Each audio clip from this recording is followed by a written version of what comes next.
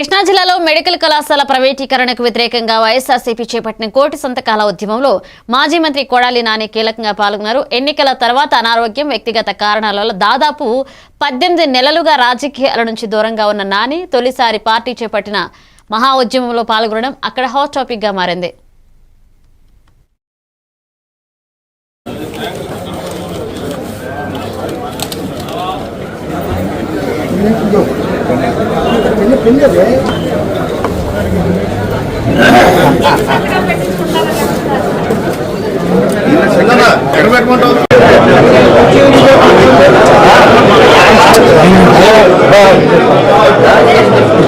ఈ రాష్ట్రంలో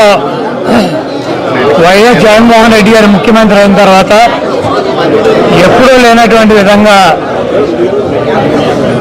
గ్రామాల్లో కానీ పట్టణాల్లో కానీ ఉన్నటువంటి పేద విద్యార్థులు మెడిసిన్ చదువుకోవాలన్నటువంటి మంచి సంకల్పంతో 17 మెడికల్ కాలేజీలని బిగిన్ చేసి దాంట్లో 5 మెడికల్ కాలేజీలని ప్రారంభించి ఇంకొక 5 మెడికల్ కాలేజీలని నెక్స్ట్ సంవత్సరం అంటే 2024 ఎన్నికలైతే 25లో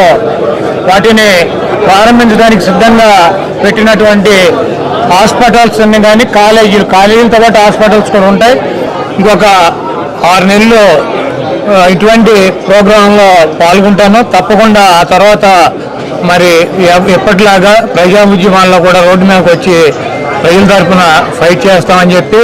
ఈ రాష్ట్రంలో జరుగుతున్నటువంటి అనేక అవకతవకలు కావచ్చు, అనేక రకాలైనటువంటి అక్రమాలు, వేధింపులు వీటన్నిటిని కూడా ఎదుర్కొని నిలబడి వైఎస్ఆర్సీపీ తన తండ్రి